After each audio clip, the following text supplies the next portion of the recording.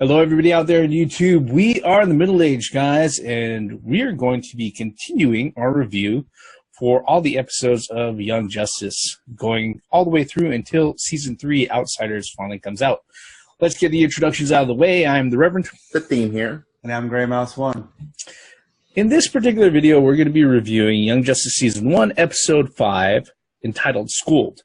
This particular episode aired originally back in February 4th, 2011. So, again, like I said in previous videos, this is an episode that is like 7 years old. So, if you're expecting a spoiler warning, yeah, all right. We're going to do a real quick synopsis, and we're going to cover three particular talking points. Number one, what we liked. Number two, what we didn't like, or if we had a choice, what we would change. And number three, what did we notice this time now that we've seen the episodes multiple times that acted as a setup or a hint as to what is coming in the future, you know, deeper into the series. All right. The quick synopsis for this particular episode goes that it starts out with Superboy meeting up with Superman, helping him subvert a disaster on a bridge in Metropolis. And although he hopes that Superman is going to sit there and actually warm up to him, or at least actually acknowledge his fucking existence, Superman goes ahead and he gives him the cold shoulder and sends him on his way. He shortly arrives back at Mount Justice, and what happens is that after a little training session with Black Canary, her first official training session with everybody at the base and everything, he kind of learns rather roughly that, you know, just being a powerful person isn't enough to go ahead and actually hang to do this type of work that they're doing. What type of work? Well, they're promptly called up by Batman. They're given a mission to go ahead and escort parts for the android Amazo to be shipped off to two different Star Labs locations, one in Boston, one in New York, and they're going to be acting as decoys or escorts for the trucks. It turns out the trucks get attacked, the parts from Amazo get stolen, they get taken back by Ivo. Superboy gets separated from the rest of the team. He gets separated. He just leaves, really. He's just pissed, and he just flies, you know, really just rushes headlong into danger. Finds Amazo. Amazo promptly starts kicking his ass in Robin's high school in Gotham City, and all of the other team members, they go ahead and they gather up, you know, at a key critical moment during the time where they're about to be defeated by Amazo. Superboy starts thinking about, okay, I'm not just a battering ram here. I got to think about what the situation is. I got to control it, just like the very short lesson that he learned from Black Canary earlier in the episode. He turns the tables. They barely get out of there defeating Amazo, even though Amazo took 8 of the members of the Justice League all the way to the brink. And they come back to Mount Justice after being debriefed on the situation and everything else. Superboy finally comes to terms with, okay, maybe it's not just me. Maybe I just don't have to. Maybe it's not enough just to be a genetic weapon. All right, have superpowers and everything. I actually have to have the skill to go ahead and use my powers correctly. And in a little bit of turn of fate, a little learning moment, he actually starts opening up to Black Canary, the next person in this whole series that he's actually being personable with. All right. And that pretty much is where the episode leaves off. Was there anything I missed, gentlemen, on this particular one so far? No. Mm-hmm. Okay, yeah, that's pretty much the synopsis. So let's go ahead and start our talking points.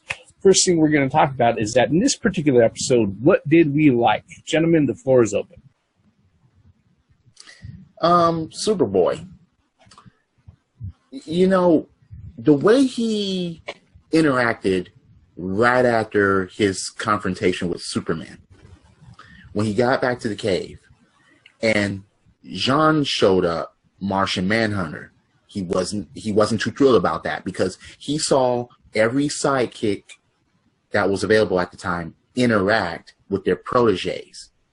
And you saw Superboy. He was not happy. He was not cool about that because his protege, the guy he's supposed to be, as you said, Reverend, gave him the fucking cold shoulder. Yeah. Mentor, you mean? Mentor. Yeah. All right. Yeah, mentors. Yeah, right. Yeah. Sorry, I misspoke. Same thing with Robin and Batman. When Robin was guessing, wait, who was it? Tia Morrow? Good guess, Robin. You saw Superboy again. Like, I hate all this. It was kind of a stage with Superboy where it was one of his low points, and then his evolution started to begin from there. That's one of the things that I picked up on, and that's one of the things I actually like. Gray Mouse, what about you? I was going to make this almost the same talking point, but I like the development of Superboy being that he's finding himself in this episode. I felt how he fits in as a team, or part of the team rather. And like the Reverend said at the beginning, was that he's not just a genetic weapon. Like they said at the beginning of the episode, or episode 1. A genetic weapon, the weapon. And I actually like the comedy in this one was top notch as well. Of course, Robin always has to go into his, take disastrous and change it to that was dis. I feel a bunch of dis or asterisk, just making up these words. So the comedy was there as well. All the team had, a little bit of, I laugh out loud type of comedy in this one, I felt. I do have to say that the highlight, or the one thing that was brought to the forefront, like you guys have both pointed out, was the fact that, they concentrated a lot on this is an issue that Superboy has to deal with. And at the end of the episode, he did come to a growing moment. He did change a little bit, with that single line, "I'm ready." When he talked to Black Canary, it showed that he changed.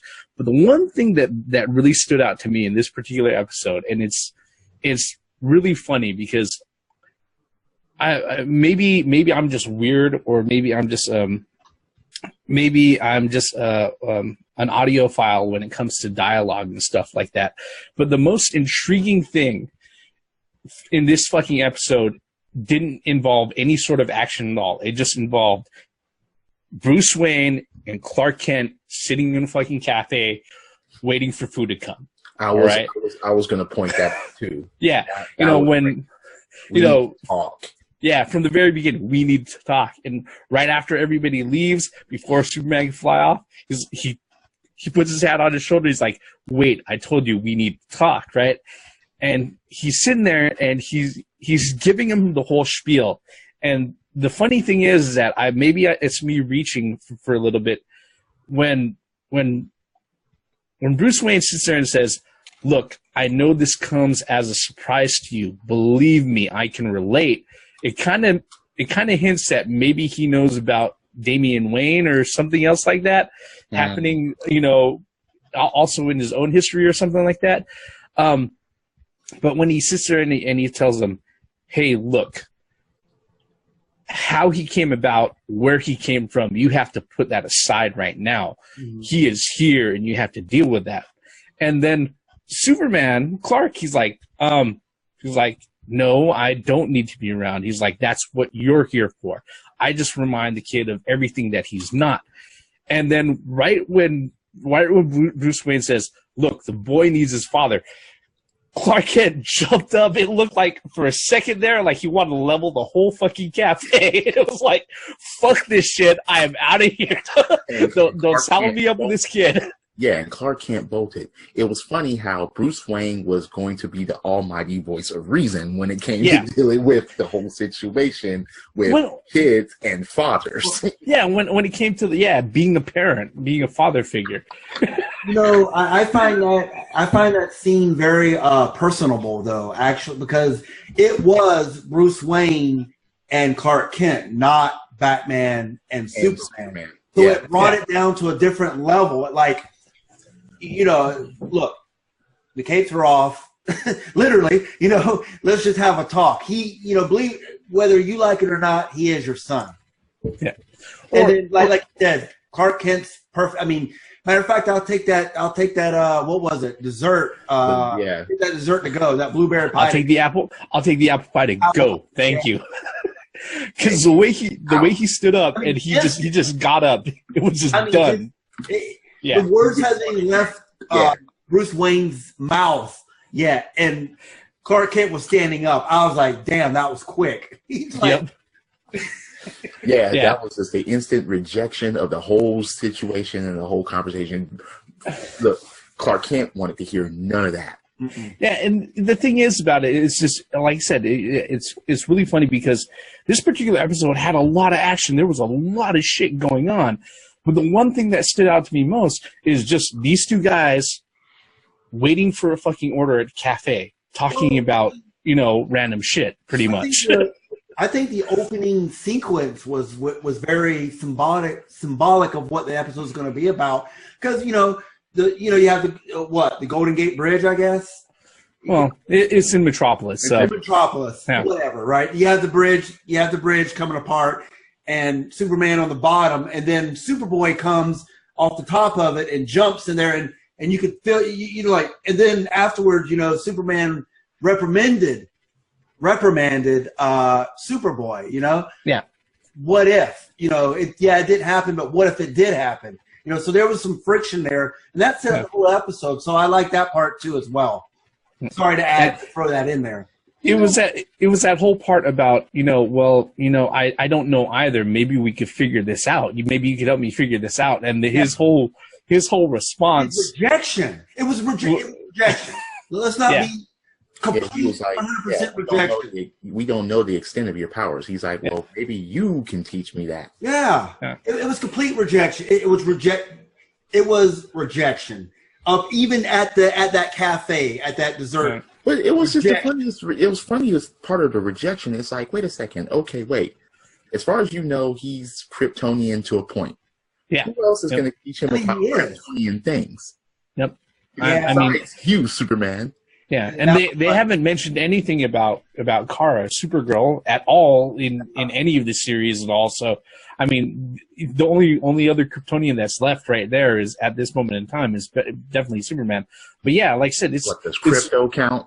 No, Batman. Batman threw out some insults too, man. Talk about Kryptonian heads or little thick. Wait, because because even at the end it was like complications come with the job, and you have to impress the league, and Superboy's like the whole league. Yeah, I like that. Yeah, and this is definitely something that's going to be a running theme throughout the series. Well, let's go ahead and let's go on to our second talking point. All right. Now that we watched this, we watched this this episode multiple times and everything. Was there anything that stood out that you didn't like, or if you had a choice that you might change? Okay, so at the beginning, I understand that Superboy and Superman had to have a confrontation of some sort, but as soon as that bridge was breaking down, well, what do you know? Bruce Wayne is up in, one of his buildings, and he's going to pull out his bat suit. And I'm like, what the fuck were you going to do? You thought so you were going to pull out your suit, put that motherfucker on, go get there in time in order to save the bridge? I didn't quite get that. But before that could happen, Superman shows up and Superboy shows up, so it saves Bruce Wayne the trouble. Yep. That I mean, he could have just sat there and called one of the league members, or even called Superman at that point. He pressed that button inside that bus, and I think that's what alerted Superman to get there. No, that shifted the whole shit. He was about to put on uniform. He called Superman afterwards. He could have called him before all that shit. You think he'd be connected to that button? No. That button was a callback to Batman 1966. Exactly. That was something that I loved. Exactly. Let's go. That I was making. We're talking about stuff that we didn't like so much, or something that we would change. What about you, Gray Mouse? Okay, so for me, I may be the oddball here, and I'm probably get a lot of. Anyway, fuck what do they call disclaimers? What I didn't like about this episode was that I felt that Amazo and Izo, what's his name? Dr. Ivo. Dr. Ivo. I felt that was just thrown in there just to have the guys go and fight somebody, because it really didn't lead anywhere to a point. I mean, I felt like it didn't really progress the storyline too much. I mean, of course, it got Superman or Superboy to think that to work outside the box, but I just felt like up to this point that I just felt like maybe they had to throw an enemy in there to have them fight the enemy, because I didn't really see any purpose for it. Like you were saying before we even started, this episode felt like a standalone. Like, you don't really need to know too much about the previous episodes, and it didn't really lead into other episodes that we haven't already seen before, such as the relationship between Miss Martian and Superman. And, I mean, there was one instant in there, which was the Arrow, which wasn't Speedy. It's actually, anyway. So, yeah, I kind of felt like it was just thrown in there, like, okay, so they're fighting this doctor who's a robotic genius. I just felt like it was just, I don't know. Like I said, maybe I'm going to get tore up right here in a second, but that was just my feelings on that. I can see if you're sitting there, you're going through it. It feels a little tacked on, but that does actually refer to something later on in the another episode that's coming up later on in the season. So that one, not so much. I would have to say that my biggest gripe with this particular episode was that, okay, I know you're hurt, all right, and I know you're wounded deeply. But fuck, chill, dude. Just chill. The amount of fucking teenage lost puppy angst from fucking Superboy was just, just through the fucking roof. All right, which I will say that it did serve a purpose, though, because when it comes down to the end, like I said, he has that learning moment where everything, where he sits there and he finally, after he stops being an angry fuck. Okay, Let's just be truthful here, all right? He spends 75% of the episode, or actually more like 90% of the episode, just being an angry, sullen. He spends it being Henry Cavill from fucking Man of Steel and fucking Batman v Superman, all right? Okay? Let me put it that way, all right? Fucking hate being Superboy. Why the fuck I gotta be Superboy? I'm never gonna be Superman. I ain't got no dad, all right? The fucking Man of Steel, he didn't have two dads, all right? Fucking, all right. But that's, oh man, I could go on a tangent. Well, what really drove that home was that the doctor actually said the same thing to the guy. He's like, "You're not really part of the Shield or anything like that." That pissed him off even more, man. When did Superman have a brat? Mm-hmm. Yeah, exactly. He didn't. I was like, damn. Yeah, he doesn't. Like, one thing that I didn't like was Amazo. That's what I was saying. But here's why. Did he have to announce everybody that he mimicked? Well, not at all times. He did say, well, he announced their names, but it's like Access Superman. He would say Access most of the time, but then he'll cut to their. It was fucking annoying. Martian. That was one of the things that I was saying, is like, I felt like that fight was just, it's there for them to fight. I didn't see any purpose there, except for building, Superboy's, to have him realize that he is part of a team, that he needs to start thinking outside the box. Like, there was another introduction to the team, because like an arrow goes flying through. Saving Kid Flash, and they thought it was Speedy. Well, at first Robin thought it was Green Arrow. But then thought it was Speedy, and that leads up to something else or someone else. Actually, that'll bring us to our third talking point. Okay, now that we've seen this particular episode multiple times, because this particular point is something that we're gonna bring up right now. Is that what sort of thing did you notice this time around that's actually lends itself as a setup or a hint for storylines or other episodes that are coming in the future? that was one of them. You know, Yeah. the green arrow flying through Amazo. We haven't seen the last of Ivo, even though now they're capturing him as high priority. Yeah. That's a couple of the things. Gray Mouse, what did you notice? The building relationship between Miss Martian and Superboy. I actually generally felt that she was concerned, you know, when they were on that mission with opposite, you know what I mean? When was it Miss Martian talking to Aqualad saying that, you know, what's up with him? It's obvious that she's interested in Superboy. It's because, you know, she feels what, you know, something's not quite right. Flash, dude, just souvenir. No, it's just that he just wants Miss Martian, and she's clearly not fucking interested. He even tried the old girl, man. Yeah, he even. Like, Canary's gonna. Yeah, when he hit on Black Canary, that was actually really funny. I think the one thing that the two things that really stood out, and you guys have already touched on it, was the Arrow showing up, which hints that somebody else is going to be helping the team out. And yes, no, it's not Speedy, and no, it's not the Green Arrow. All right, but it is a protege of the Green Arrow. You know, that's going to join the team really soon. And then the whole thing with Dr. Ivo is that he becomes very instrumental in actually finding Dr. Tio Morrow, who we already know has been tied up with and is deeply entrenched with the Red Tornado and the whole Tornado family, which is something that's hinted at, you know, way into the future. All right. I can't remember whether or not the Light is deeply embedded in actually trying to get a hold of the Amazo technology, though. And maybe that's something I'm remembering incorrectly, but actually, later on, the Light does play a big role into just about everything that's going on. That was because of Volcano, or what was his name?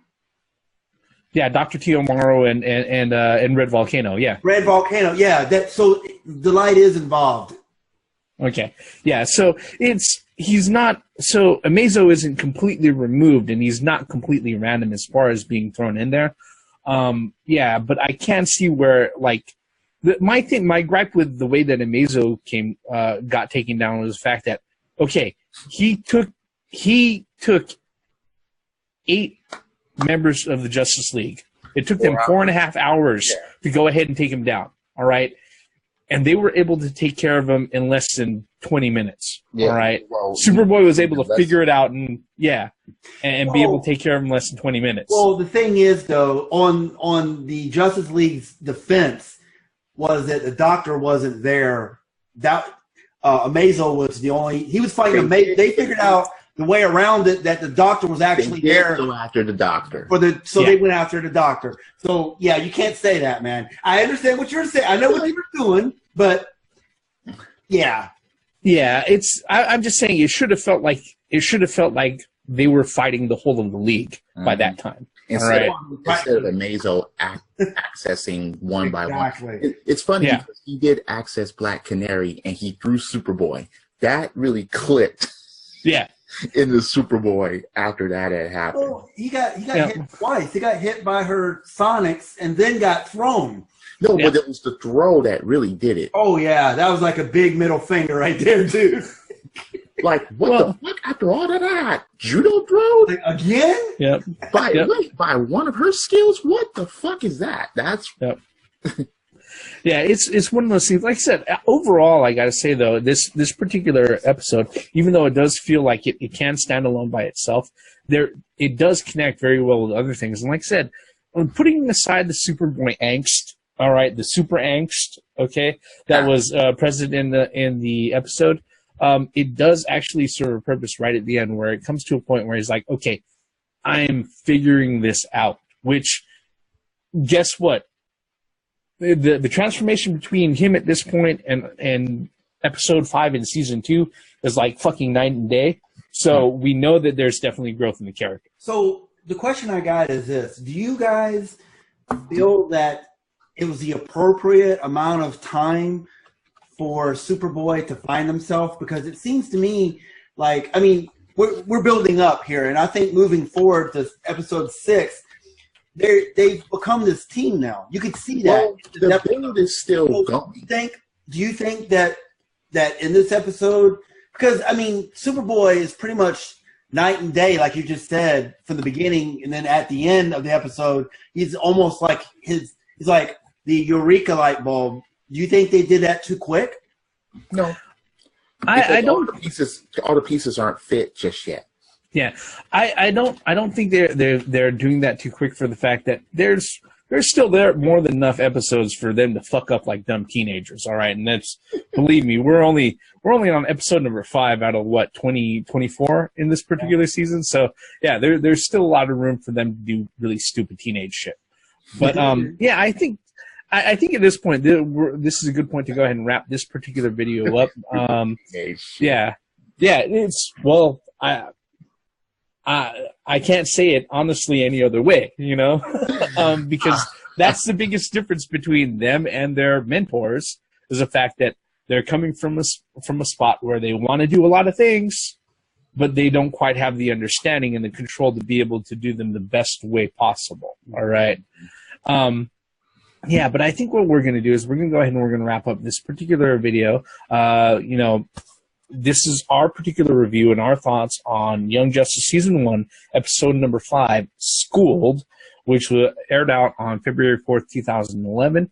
You know, what we really want to know, folks, if you come with us all the way up until this point, thank you very much.